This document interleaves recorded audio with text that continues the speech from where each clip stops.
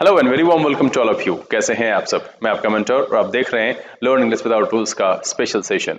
आज का ये स्पेशल सेशन सेंटेंस इंप्रूवमेंट के क्वेश्चन पर आधारित है। जी हाँ, मैं यहाँ पर उपस्थित हुआ हूँ सेंटेंस इंप्रूवमेंट के सेट 4 के साथ। फिर से एक बार 10 नए क्वेश्चन बारी बारी से हर एक क्वेश्चन को आपके सामने रखेंगे। वही पुरानी निर्धारित समय सीमा 20 सेकंड की आपको उपलब्ध कराई जाएगी, उसमें आप इसे अटेम्प्ट जरूर करें, क्योंकि ये करना बहुत जरूरी है। अगर आप इसको इग्नोरेंस के साथ लेकर के चलेंगे, हाँ ठीक है देख ले रहे हैं सर का वीडियो है, ये इस तरीके की मेंटालिटी आपको सिखाने में मदद नहीं करेगी। जब आपकी जिज्ञासा उसके साथ लगेगी, आपका कमिटमेंट लगेगा, तो आप सीख पाएंगे। वीडियो को बिना भगाए हुए शुरू से अंत तक जरूर देखिए। एक एक बात, एक एक चीज जो मैं समझाता हूं, अगर आपको लगता है कि उसको नोट डाउन करना चाहिए तो बिल्कुल आपको नोट डाउन करना चाहिए, और हर एक नए सेट को सॉल्व करने से पहले लिखे गए पॉइंट्स का रिवीजन जरूर करना चाहिए। ये एक ऐसी प्रक्रिया है जिसके माध्यम से धीरे धीरे आप में कॉन्फिडेंस भी बिल्डअप होगा और ग्रामेटिकल नॉर्म्स के इतने सारे पॉइंट्स आपके जानकारी के भंडार में जुड़ जाएंगे कि आगे आने वाले समय में किसी भी सेंटेंस इंप्रूवमेंट के क्वेश्चन को आप आसानी से सॉल्व कर पाएंगे। तो चलिए यहां बिना देरी किए हुए सेशन की शुरुआत करेंगे।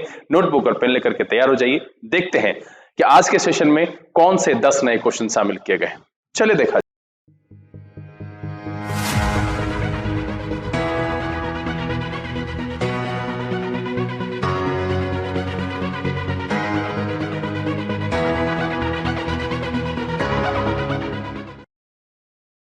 आइए हम आज के सेशन की शुरुआत करते हैं और बारी बारी से आपके सामने रखते हैं इस सेट में लाए गए 10 क्वेश्चन को। आप इसे अटेम्प्ट जरूर कीजिए और घबराइएगा नहीं। ये सेट भी टाइम एंड टेंस के ही ग्रामेटिकल नॉर्म्स पर आधारित है। थोड़ी बहुत बात इधर उधर जाएगी तो भी घबराने की कोई बात नहीं है। आंसर सही हो तो अच्छी बात है, गलत भी हो तो चिंता नहीं करनी है। एक्सप्लेनेशन को ध्यान से देखिए और अगर लगे कि उसको नोट डाउन करना चाहिए तो बिल्कुल उससे चूकिएगा नहीं। सेशन को शुरू करेंगे, लेकिन उससे पहले जो लोग इस चैनल पर नए हैं, चैनल को सब्सक्राइब कर लीजिए, बेल आइकन जरूर प्रेस कीजिएगा ताकि यहाँ से अपलोड की गई वीडियोस की नोटिफिकेशन आपको मिले और आपका कोई भी सेशन मिस ना हो।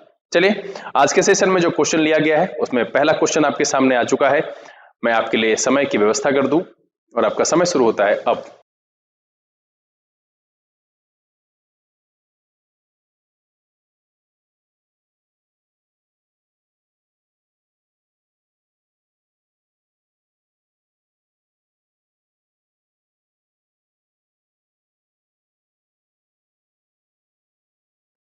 Times up. देखिए सबसे पहले कह रहा है a dam was propose to be, और जैसे ही बी लगा हुआ है तो आपको पता है कि बी के बाद या तो आप वर्ब वन प्लस आईएनजी रख सकते हैं जो कि एक्टिव का पैटर्न होता है। जी हाँ, ये एक्टिव का पैटर्न होता है। जैसे he is building, I am building, he is laughing, she is going, इस तरीके का सेंटेंस होता है, वो आपका एक्टिव का पैटर्न होता है। अगर आप इसको बी के बाद पैसिव बनाते हैं तो यहां पर आपके लिए क्या होना चाहिए? आपको यहां पर पास्ट पार्टिसिपल का प्रयोग करना चाहिए। क्या करना चाहिए? पास्ट पार्टिसिपल का प्रयोग करना चाहिए जो कि पैसिव का पैटर्न होगा। तो देखिए कह रहा है अ डैम, और ये क्या है? ये इस वर्ब का रिसीवर है। रिसीवर है, दैट मीन्स कि ये ऑब्जेक्ट से लिखा जाएगा। तो इसका मतलब है कि ये मेरा ऑब्जेक्ट है, तो पैटर्न कैसा होना चाहिए? पैसिव होना चाहिए। तो सबसे बड़ी बात है कि यहां पर बिल्ड नहीं, ये हो जाएगा बिल्ट। इसका जो पास्ट पार्टिसिपल होता है वो बिल्ट होता है। और ऑप्शन देखिए बी नंबर यहां से मेरा एलिमिनेट हो जाता है कि यहां बिल्ड लिखा हुआ है। तो बिल्कुल ये बात तो तय हो गई कि हम एक चीज पता कर लिए कि यहां पर पास्ट पार्टिसिपल होना चाहिए जो कि बिल्ट है, और बिल्ट मेरा ए में है, सी में है और डी में है। तो बी वाला ऑप्शन मेरा एलिमिनेट हो गया। अब ये देखिए साइट जो है ये जिस जगह निर्धारित होता है इसका मतलब होता है स्थान। तो एक्चुअली यही होना चाहिए, इसके अलावा दूसरा कोई मीनिंग नहीं होना चाहिए। तो ये वाला ऑप्शन भी एलिमिनेट हो गया। ये तो देखिए इसमें भी गलती है। और एक ये जो साइट है इसका मतलब होता है उल्लेख करना। क्या होता है? उल्लेख करना। तो एक्चुअली बिल्ड एट दैट, यहां तक ये सही है, इसमें कोई प्रॉब्लम नहीं है। लेकिन हम इस ऑप्शन को एलिमिनेट इसलिए कर रहे हैं क्योंकि ये जो शब्द है ना, ये इस डैम के लिए अप्रोप्रिएट नहीं है। वो जिस स्थान पर निर्धारित है दैट साइट कह रहा है, मतलब उस जगह पर कह रहा है, तो इसीलिए यहां पर इस साइट शब्द का नहीं होगा। और इसका मतलब होता है देखना, दृश्य से होता है, निरीक्षण करना होता है इसका सेंस। इस साइट का मतलब होता है निरीक्षण करना। तो ध्यान रखेंगे कि ये भी मेरे इस सेंटेंस के हिसाब से सुटेबल नहीं है। तो एक्चुअली जो साइट पहले से दिया हुआ है SITE, ये मेरा परफेक्ट है, और इसीलिए जो इस सवाल का जवाब है, जो इसका आंसर हो जाएगा वो हो जाएगा सी। इसमें कोई भी गड़बड़ी नहीं है हमें सी चुनने में। क्यों? क्योंकि यहां पर सबसे पहले हमने ये देखा कि मेरे सेंटेंस का पैटर्न जो है वो पैसिव है, तो दिमाग में आ गया कि भैया बिल्ड नहीं बिल्ट होगा। उस ऑप्शन के आधार पर, उस जो पॉइंट है उसके आधार पर हमने बी को एलिमिनेट कर लिया। फिर आगे आया कि साइट, SIT दिया हुआ है और हमारे ए नंबर ऑप्शन में, सी नंबर ऑप्शन में और डी नंबर ऑप्शन में तीन अलग अलग स्पेलिंग के साथ साइट दिया हुआ है। तो SIGHT इसका मतलब होता है देखना या निरीक्षण करना, जो कि यहां से एलिमिनेट हो जाएगा। CITE इसका भी मतलब होता है उल्लेख करना, जो कि हमारे सेंटेंस के फॉर्मेट में फिट नहीं बैठ रहा है। डैम जो है किसी निर्धारित जगह पर बनाया जाएगा, तो उसके लिए जो है SITE ही परफेक्ट है, और इसलिए जो इसका जवाब है वो है सी। चलिए अगला सवाल लिया जाए और आपका समय शुरू होता है अब।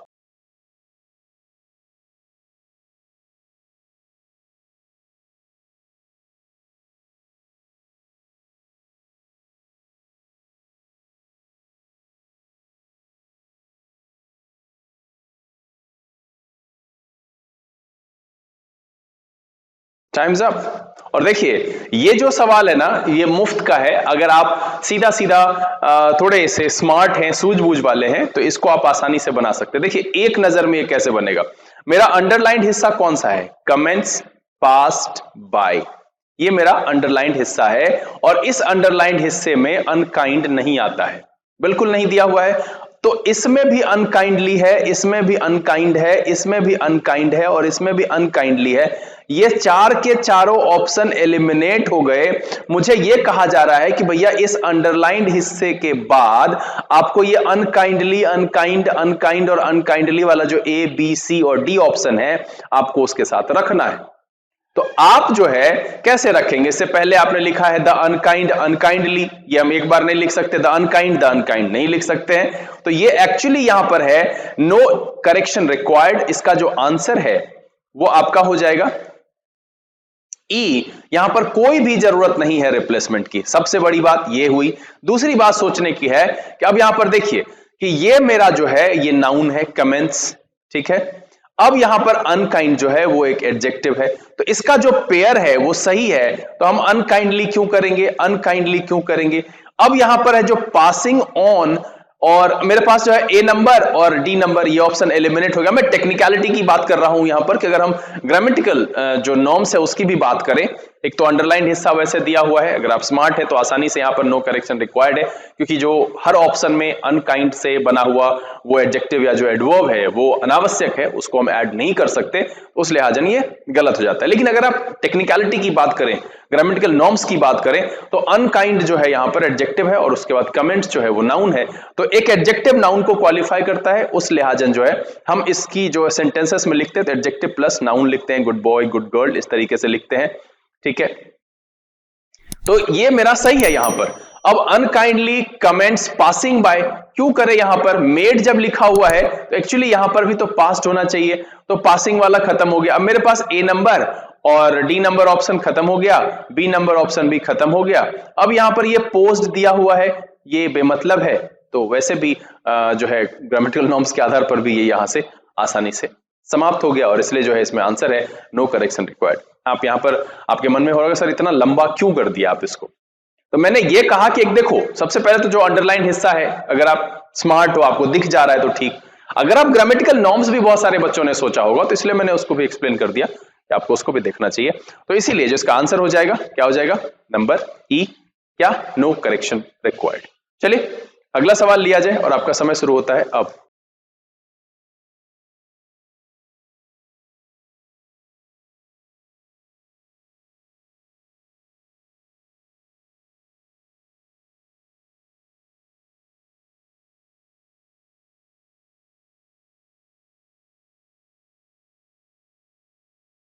Times up. देखिए क्या कह रहा है, या कह रहा है the ban on public meetings, और इसको देख करके लगता है कि ये है सही है। Been lifted temporarily in view of the auspicious occasion. अब मुझे ये हिस्सा अंडरलाइन करके दिया गया है और कह रहा है कि इसमें क्या गलती है। तो देखिए यहां पर एक ग्रामेटिकल नॉर्म्स की चर्चा, ऐसे कई बार मैंने इससे पहले की है, मैं एक बार फिर से कर देता हूं कि अगर इस तरीके का कॉम्बिनेशन दिखे, नाउन या pronoun plus preposition plus noun या pronoun plus preposition plus noun या प्रोनाउन। और इसके बाद अब ये ऐसे बहुत सारे हो सकते हैं। जो हम इसके साथ वर्ब का प्रयोग करते हैं वो सिंगुलर या प्लूरल डिसाइड होता है मेरा फर्स्ट वाले नाउन के सिंगुलर या प्लूरल होने पर। मतलब है कि अगर इस तरीके का कॉम्बिनेशन दिया गया है तो वैसी परिस्थिति में आपको यह ध्यान रखना है कि फर्स्ट वाला जो नाउन या प्रोनाउन जो है प्रेपोजिशन से पहले शुरुआत जिससे की गई है अगर वो सिंगुलर है तो इसका मतलब है कि मुझे यहां पर द बैन के अकॉर्डिंग देखना होगा, क्योंकि इसके बाद एक प्रेपोजिशन है और फिर जो है एक यहां पर लगा हुआ है पब्लिक मीटिंग्स। तो चूंकि ये सिंगुलर है मेरा, इस हिसाब से यहां पर हैव नहीं हैज होना चाहिए कि the ban on public meetings has been lifted temporary. तो अब यहां पर देखिए कि जहां जहां हैव है वो मेरा ऑप्शन एलिमिनेट हो गया। ठीक है, अब बचा कि हैड। तो हैड की जरूरत क्या है, मुझे यहां पर टेंस बदलने की कोई आवश्यकता ही नहीं है, क्योंकि टेंस बदल के मेरा कोई भी फायदा नहीं होने वाला है, कुछ भी ऐसा नहीं होगा। सिंपल सी बात है कि मुझे यह देखना है कि ये जो सेंटेंस लिखा हुआ वो ठीक है, लेकिन उसमें एक ग्रामेटिकल नॉर्म्स गड़बड़ हो रहा है। कि अगर हम इस कंसेप्ट को देखें, इसको ये noun plus preposition plus noun वाले को, तो इसमें क्या होता है, इसको आप एनपीएन फार्मूला के नाम से याद रख सकते हैं कि पहला वाला जो नाउन होता है वो जैसा हो वो सिंगुलर प्लूरल होगा, अगर वो सिंगुलर होगा तो वो भी सिंगुलर होगा, वो प्लूरल होगा तो वो भी प्लूरल होगा। तो यहां पर जो बैन है मेरा वो क्या है कि सिंगुलर है, इसलिए यहां पर होना चाहिए हैज, और इस लिहाजन जो है यहां पर डी नंबर जो आंसर है कि हैज बिन लिफ्टेड टेम्पररीली, और कुछ बदलने की यहां पर जरूरत नहीं है, इसलिए जिसका आंसर हो गया वो हो गया आपका डी। अब देखिए इसी एनपीएन से मिलता हुआ एक और कॉन्सेप्ट है जिसकी मैं चर्चा यहां पर कर दूं और आप कंफ्यूज नहीं होंगे, इसलिए अगर इस तरीके का दिखता है तो आगे परेशानी हो सकती है कि कई बार ऐसा होता है कि noun plus preposition plus noun आपको दिखेगा सिर्फ इतने ही, और इसके साथ वर्ब लगाने होंगे, तो ये हमेशा सिंगुलर होता है।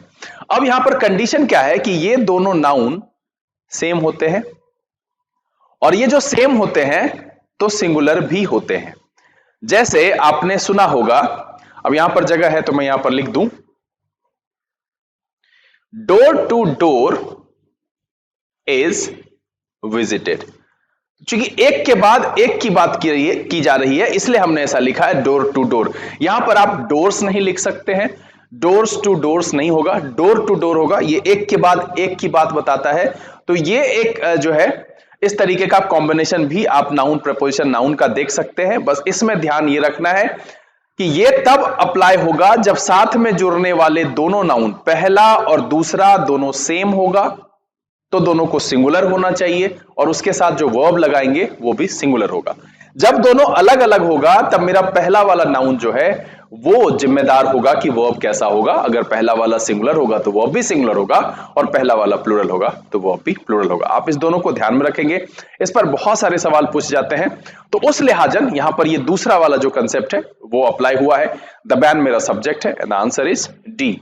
चलिए अगला सवाल लिया जाए, और आपका समय शुरू होता है अब।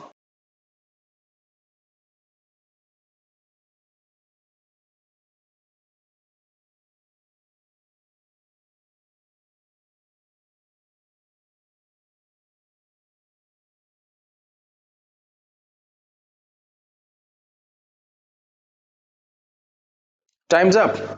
देखिए कह रहा है they claim that their employees are, ये सही है, हाईली कमिटिंग एंड डिसिप्लिन। अब देखिए कि ये एंड के नॉर्म्स को तोड़ रहा है। एंड के साथ क्या है, एक ग्रामेटिकल नॉर्म्स है कि इसके दोनों तरफ, इधर भी और इधर भी, जो ये दोनों तरफ यूज होते हैं वो होते हैं same kinds of parts of speech, same kinds of parts of speech.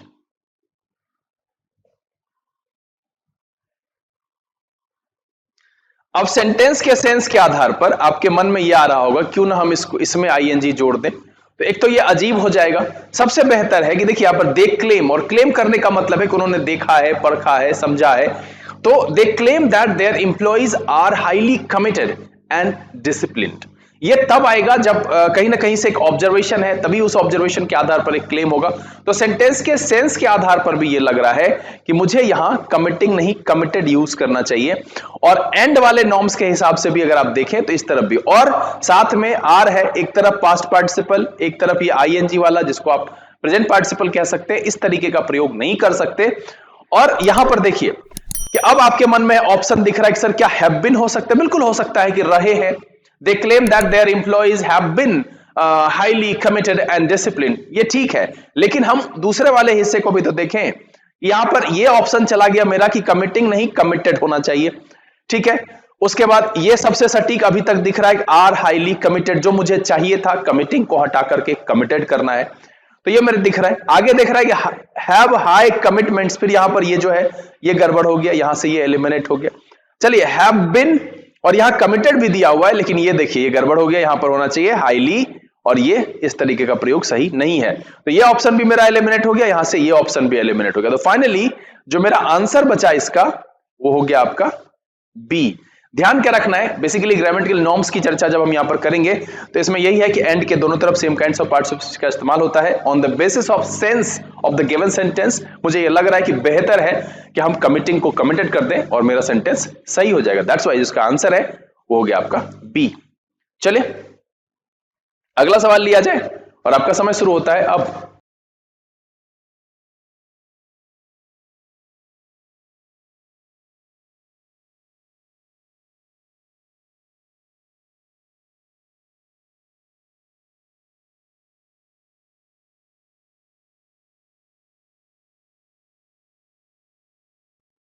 Times up. देखिए क्या कह रहा है, before accepting a new assignment insured. एक तो यहां पर दिख रहा है कि ये V2 है, पास्ट की कुछ बात है, तो ये यहां पर फिट वैसे भी नहीं लग रहा है। दैट यू कंप्लीट, और फिर यहां पर देखिए all your earlier assignment. Before accepting a new assignment ensure that, ENSURE, इसमें से ED हटाना होगा।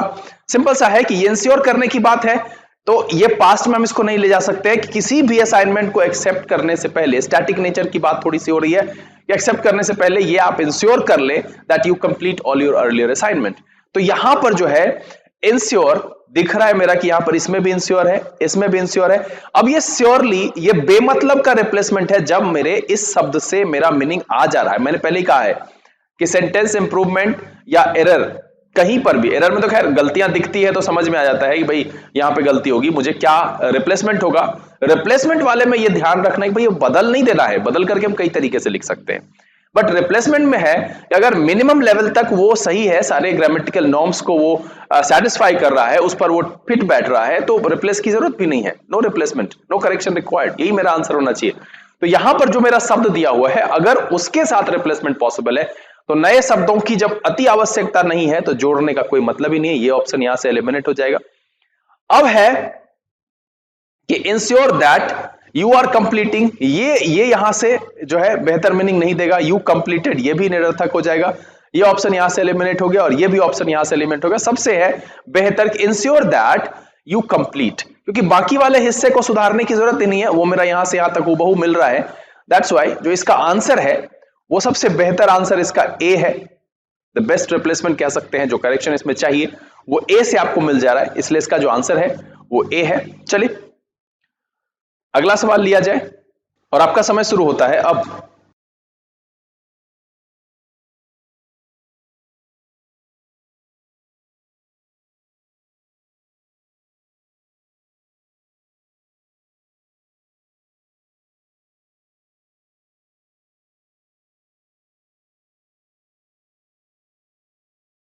Times up. देखिए क्या कह रहा है कि देयर आर इंडिकेशंस दैट, अब यहां तक के सेंटेंस को अगर आप छोड़ करके भी मान लें, इसको अगर आप कंसिडर नहीं भी करते, देखिए the prospects for growth in industrial output. देखिए noun, preposition, noun, preposition and noun. तो प्रोस्पेक्ट्स के हिसाब से मेरा जो है वो वर्ब होना चाहिए एंड प्रोस्पेक्ट इज प्लूरल। तो जब यहां पर प्लूरल इस्तेमाल हो रहा है कि the prospects for growth in industrial output, तो ये हैज जो है ये नहीं होना चाहिए, यहां पर होना चाहिए हैव। तब जाकर के सही होगा। बहुत ही आसान सा है। पहले वाले हिस्से को क्या किया कि वो एक इंफॉर्मेशन है उस प्रोस्पेक्ट्स को लेकर के कि there are indications that the prospects for growth in industrial output have improved होना चाहिए, क्योंकि ये मेरा एक्चुअल है एनपीएन वाला। फिर से देखिए, मैंने बताया अभी पिछले सवाल में और फिर यहां पर सामने है। तो एक तो यहां ऑप्शन दिख रहा है हैव, दूसरे में हैव दिख रहा है, इंप्रूवमेंट लिखा हुआ है, ये नहीं होगा। हैज और हैज वाले ऑप्शन ऐसे ही एलिमिनेट हो गए, क्योंकि भैया प्लूरल तो लगना है, हैव लगना है। तो यहां पर हैव इंप्रूव्ड सही है, और इसीलिए इस सवाल का जवाब भी जो है वो है आपका ए। इसमें जो सुधार होगा सिर्फ हैज की जगह हैव करेंगे। ध्यान रखना है इसमें एनपीएन अप्लाई हुआ है, प्रोस्पेक्ट्स रियल सब्जेक्ट है, एक्चुअल सब्जेक्ट है, वो मेरा प्लूरल है, दैट्स व्हाई हमने हैज को हैव किया है। चलिए अगला सवाल लिया जाए, और आपका समय शुरू होता है अब।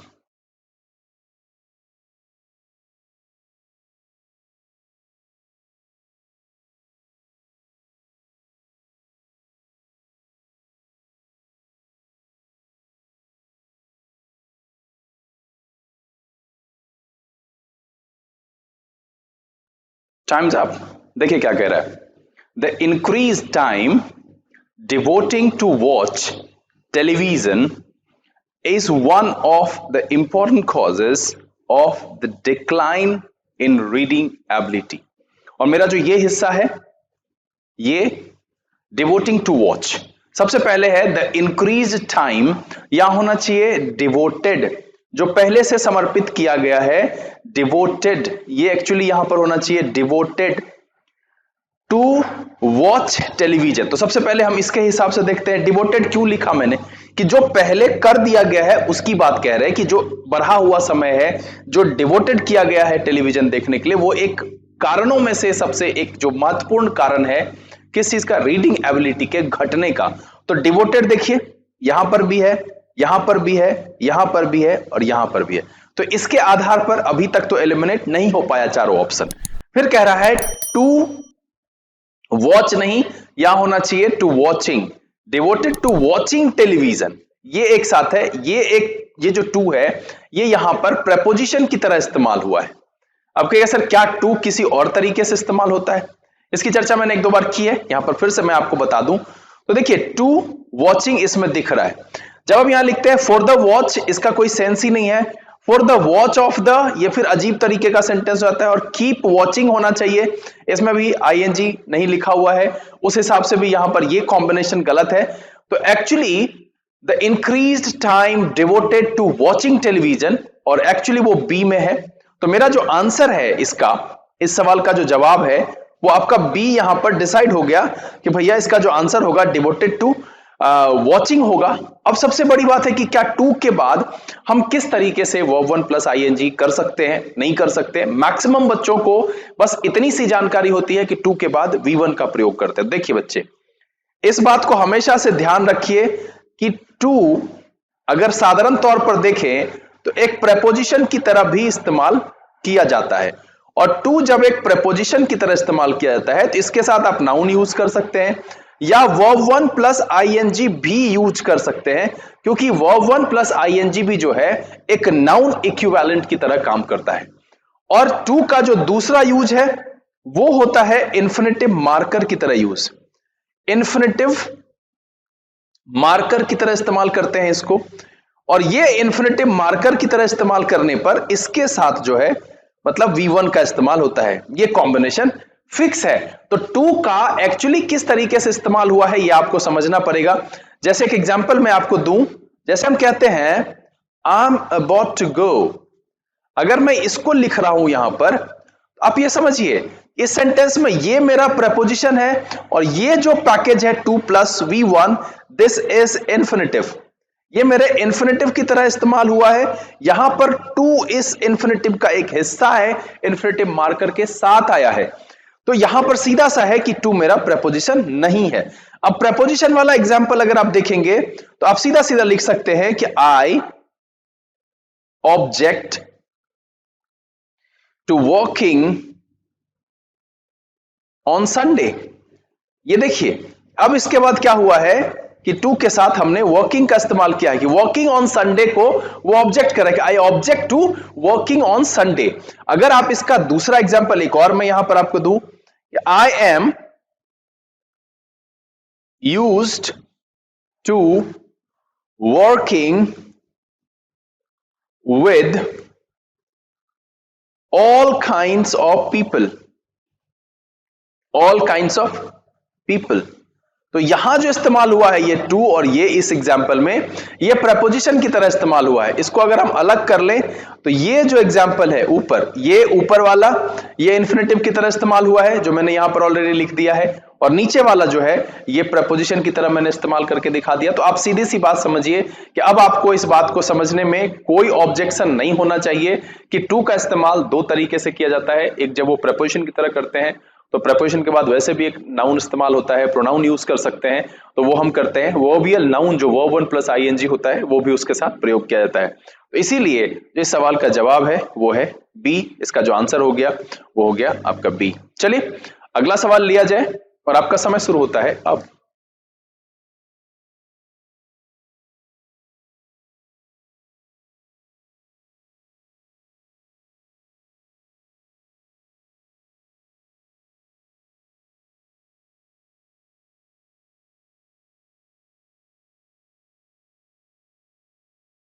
Times up. देखिए कह रहा है they can't decide who should. अब देखिए कि जब हम WH वर्ड लिखते हैं और WH वर्ड के बाद हेल्पिंग वर्ब लिखते हैं, हेल्पिंग वर्ब, और तब जाकर के हम सब्जेक्ट लिखते हैं, ये पैटर्न कहलाता है इंटरोगेटिव पैटर्न। और इंटरोगेटिव पैटर्न जो होता है वो क्वेश्चन का होता है और उसके अंत में साइन ऑफ इंटरोगेशन होना चाहिए जो कि यहां पर नहीं है। तो सबसे बड़ी बात है कि इसे एक नॉर्मल जो है फ्रेज की तरह इस्तेमाल किया गया है, ये इंटरोगेटिव नहीं है।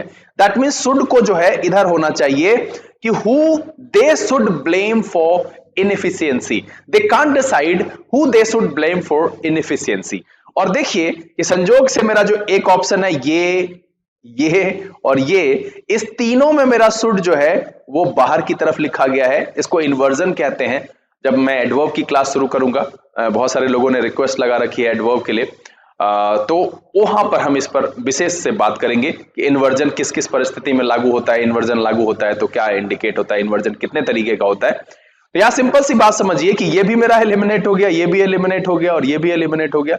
एक ही जो आंसर बचता है वो है आंसर नंबर ए, क्योंकि उसमें सीधा सीधा जो है देखिए देख के बाद शुड का प्रयोग किया गया और यही एक करेक्ट इस्तेमाल है। इस तरीके से हम लिख सकते हैं। तो जब हम हेल्पिंग वर्ब को बाहर रख करके सेंटेंसेस लिखते हैं तो वो इंटरोगेटिव होता है, वो प्रश्न को इंडिकेट करता है। और यहां पर जो मेरा सेंस है वो प्रश्न के लिए कहीं पर भी दिख नहीं रहा कि क्वेश्चन जैसा कुछ है, नॉर्मल है। They can't decide who they should blame for inefficiency, मतलब है कि वो उस आदमी के लिए डिसाइड नहीं कर पा रहे जिसको इनएफिशिएंसी के लिए ब्लेम करना चाहिए। तो यहां पर सीधा सा है कि शुड को हम दे के बाद रखेंगे और मेरा सेंटेंस जो है बिल्कुल सही हो जाएगा। दैट्स व्हाई इसका जो आंसर है वो ए है। चलिए अगला सवाल लिया जाए और आपका समय शुरू होता है अब।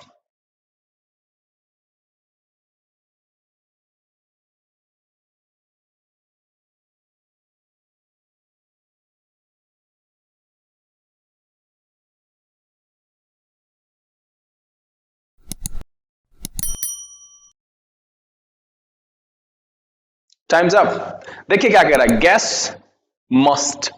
और मस्ट कहने का मतलब है कि ये कंपल्सन को इंडिकेट करता है कि कहीं ना कहीं जो है ये आपकी बाध्यता है कि आपको register at the front desk. Guest must register at the front desk otherwise. अब उस कंपल्सन के बाद एक निर्देश दिया जा रहा है, दे डोंट, और यहां पर डोंट का इस्तेमाल करना जो है वो मीनिंग को ठीक ढंग से एक्सप्रेस नहीं कर पाएगा।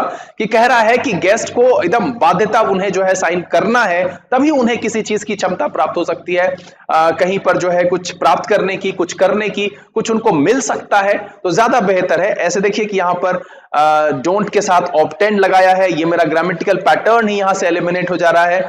फिर उसके बाद कैन लगाया है, फिर ऑब्टेंड लगाया है, और उसके बाद जो ये नॉट लगाया है, इस दोनों के बीच में जो ये गैप है, ये गैप इसको गलत कर रहा है कि भाई नॉट को आप हेल्पिंग वर्ब के साथ ही रखते हैं तो कांट हो सकता है, कैन नॉट लिख सकते हैं, तो एक्चुअली ये वाला भी एलिमिनेट हो गया। अब मेरे पास दो ऑप्शन है कि विल नॉट ऑब्टेन अ और कैन नॉट ऑब्टेन अ।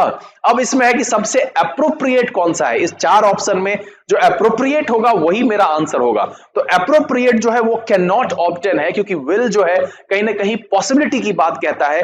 तो जब कंपल्सन है तो अगर हम उसे कर दें तो उसके लिए मुझे ऑथराइज कर दिया जाता है और मुझे मिल सकता है, मुझे वो ऑथराइजेशन हो जा सकती है, दी जा सकती है। तो दे कैन नॉट ऑब्टेन अ की यहां पर ज्यादा बेहतर मीनिंग देगा विल वाले से, इसलिए ये यहां से एलिमिनेट हो गया। और सबसे जो इसका बेहतर आंसर है वो है can not obtain a. The guest सीधा है guest must register at the front desk otherwise they can not obtain अ की। और तब जाकर के ये मेरा सेंटेंस कंप्लीट होगा ग्रामेटिकली भी और मीनिंग के आधार पर भी। इसीलिए जो इसका आंसर है वो है आपका सी। हम यूज करेंगे कैन नॉट ऑब्टेन अ उसको रिप्लेस करने के लिए। चलिए आज के सेशन का आखिरी सवाल है और आपका समय शुरू होता है अब।